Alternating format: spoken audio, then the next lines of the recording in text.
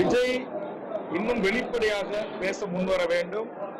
ஈழத்தில் நடந்தது மாபெரும் இனப்படுகொலை என்றும் அந்த இனப்படுகொலைக்கு ஒரு சர்வதேச நீதி விசாரணை வேண்டும் என்றும் அதுபோன்று தமிழீழ மக்களுக்கு ஒரு நிரந்தர அரசியல் தீர்வு உலகம் முழுவதும் வாழ்கின்ற தமிழீழ மக்களிடம் ஒரு பொது வாக்கெடுப்பை நடத்தி அதனூடாக ஒரு தனித்தமிழீழ அரசை உருவாக்கி தர வேண்டும் என்று மாநில ஒன்றிய அரசுகளை வலியுறுத்தி இன்னும் ஆழமாக அழுத்தம் திருத்தமாக பேச வேண்டும்.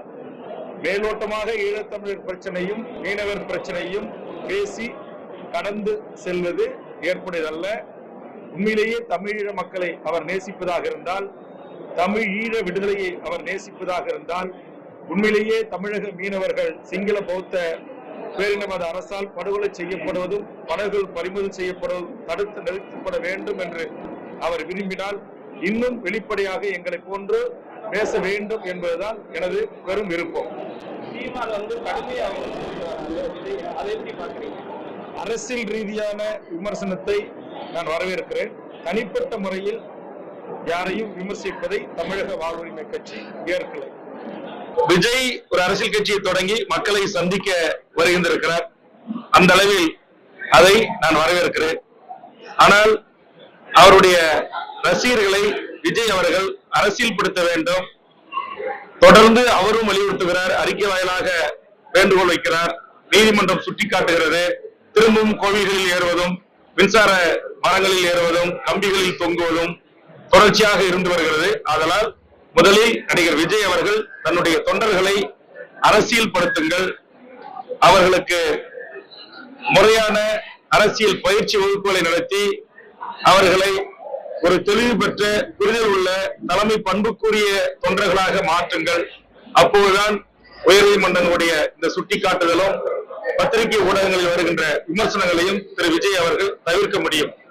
விஜய் ஒரு நடிகர், அவருக்கென்று தமிழ்நாட்டில் ஒரு இளையோர் பட்டாளம் ரசிகர்களாக இருக்கிறார்கள்.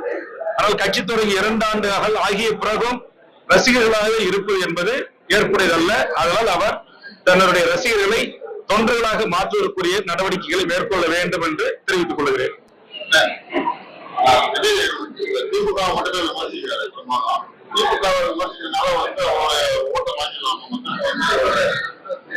எந்த ஒரு அரசியல் கட்சியும் ஒரு அரசியல் கட்சியை விமர்சனம் செய்வதன் மூலமாக மட்டும் வாக்குகளை வாங்க முடியாது. மக்களின் நம்பிக்கைகளை பெற வேண்டும். அந்த நம்பிக்கையை திரு விஜய் அவர்கள் பெறுவாரா என்பதை வருகின்ற 2026 சட்டமன்ற தேர்தலில் தான் தெரியும். இப்போது களம் அவர் மட்டுமே பயணிக்கக்கூடியதாக இருக்கிறது. தமிழ்நாட்டில் தேர்தல் அறிவித்த பிறகு அனைத்து அரசியல் கட்சிகளும் அதனுடைய 2ஆம் கட்ட தலைவர்களும் அந்தந்த தொண்டர்களும் களத்தில் இறங்கி பணிகளை மேற்கொள்கின்ற போது அப்போது கடுமையான போட்டிகள் உருவாகும். விமர்சனங்கள் இன்னும் கடுமையாக கூர்மையை தீட்டப்படும்.